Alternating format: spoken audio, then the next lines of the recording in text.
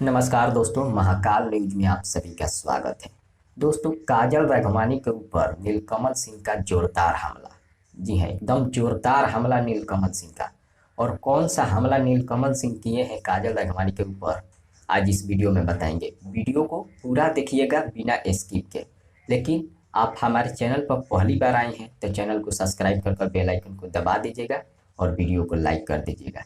चलिए शुरू करते हैं। आपको बता दें दोस्तों, एक यूट्यूबर भाई साहब है जिनका कहना है नीलकमल सिंह जो है काजल राघवानी के ऊपर बहुत ही जबरदस्त गाना गा दिए हैं। ये कही चिड़िया पर कई जना के खुश करबू, जो कि नीलकमल सिंह का कुछ दिन पहले यह गाना आया था।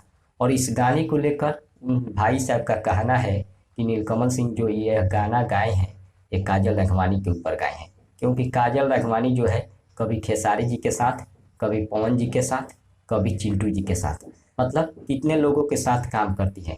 इसी को देखकर नीलकमल सिंह ये गाना गाए हैं।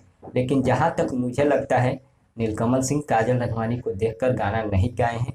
नीलकमल सिंह अब राइटर का अपना विचार होता है, राइटर कुछ भी लिख देता है और कुछ भी सिंगर लोग गा देते हैं, तो इसका अंदाज़ा किसी के ऊपर नहीं लगाया जा सकता है।